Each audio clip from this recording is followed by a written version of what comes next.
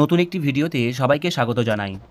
আজকের ভিডিওতে আমরা মূলত আলোচনা করব প্রাইমারিতে যে নতুন টিচার রিক্রুটমেন্ট হবে তাদের প্রথম মাস থেকেই স্যালারি কেমন হবে, অর্থাৎ চাকরিতে জয়েন করার পরে প্রথম মাস থেকেই তারা কেমন স্যালারি হাতে পাবে সেটা নিয়েই আজকের ভিডিওতে আমরা সম্পূর্ণ আলোচনা করব।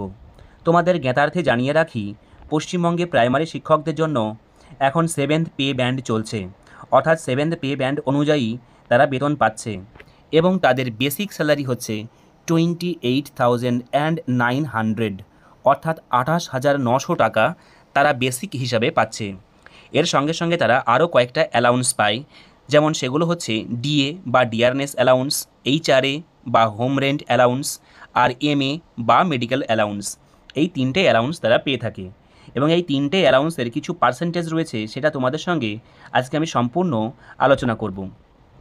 পশ্চিমবঙ্গে প্রাইমারি শিক্ষকরা ডিএ হিসাবে এখন পাচ্ছে 18%, অর্থাৎ বেসিক যে রয়েছে সেই বেসিকের 18% তারা কিন্তু ডিএ হিসাবে পাচ্ছে এবং বেসিকের 18% ডিএ হিসাবে তারা 5,202 টাকা প্রতি মাসে পাচ্ছে।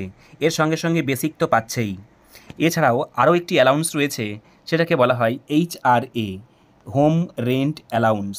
এটা পাচ্ছে বেসিকের 12% এবং এইটা টোটাল করলে দাঁড়াচ্ছে 3468 টাকা, অর্থাৎ বেসিকের সঙ্গে এটাও কিন্তু অ্যাড হবে, ঠিক যেমন ডিএ অ্যাড হয়েছে।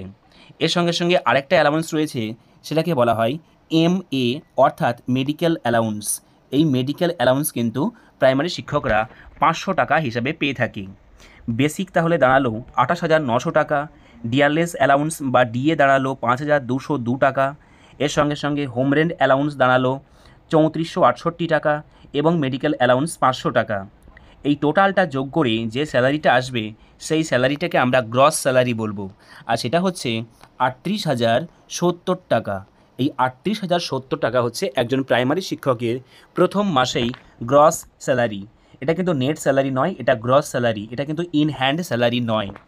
এখান থেকে একটা ডিডাকশন হয়, যেটাকে আমরা বলি পি ট্যাক্স বা পিটি বলা হয়। পি ট্যাক্স 150 টাকা কিন্তু এই পি ট্যাক্স ডিডাকশন হয়। যাদের বেতন 40,000-এর নিচে তাদের ক্ষেত্রে 150 টাকা ডিডাকশন করা হয় এবং যাদের বেতন 40,000-এর উপরে তাদের ক্ষেত্রে 200 টাকা ডিডাকশন করা হয়। তো ডিডাকশন করার পরে যে নেট স্যালারি দাঁড়াচ্ছে সেটা হচ্ছে 37,920 টাকা। এটা হচ্ছে ইন হ্যান্ড স্যালারি। এই স্যালারিটা তোমার প্রথম মাস থেকেই ব্যাংক অ্যাকাউন্টে ক্রেডিট হবে। এখান থেকে কিন্তু আরেকটা ডিডাকশন রয়েছে, সেই বিষয়েও আমি বিস্তারিত আলোচনা করে দেবো এই ভিডিওতেই। তোমরা প্রত্যেককেই জানো, পশ্চিমবঙ্গের প্রত্যেকটা কর্মচারীর জন্যই প্রভিডেন্ট ফান্ড রয়েছে এবং প্রভিডেন্ট ফান্ডের জন্য বেসিক যে স্যালারি তার 6% কিন্তু কেটে নেওয়া হয় এবং প্রাইমারি শিক্ষকদের ক্ষেত্রে 28,900 টাকা বেসিক স্যালারির 6% যদি কেটে নেওয়া হয় তাহলে অ্যামাউন্টটা দাঁড়াচ্ছে 1,734 টাকা। কিন্তু এখানে একটা ব্যাপার আছে, এখানে সবসময় 500 টাকা হিসাবে রাউন্ড ফিগারে কাটা হয়, তাহলে 1,734 টাকার পরে 500 টাকার রাউন্ড ফিগার হিসাবে কিন্তু 2,000 টাকা আসছে। তাই তোমাদের মিনিমাম 2,000 টাকা কিন্তু কাটাতেই হবে। ইচ্ছা করলে তোমরা এর থেকে আরও বেশি প্রতি মাসে কাটিয়ে রাখতে পারো এবং ভবিষ্যতের জন্য জমিয়ে রাখতে পারো। আমরা জানি যে ডিডাকশানটা হয় সেটা কিন্তু যখন ফেরত পাওয়া যায় 60 বছর চাকরি করার পরে এটা ডাবল হিসাবে ফেরত আসে।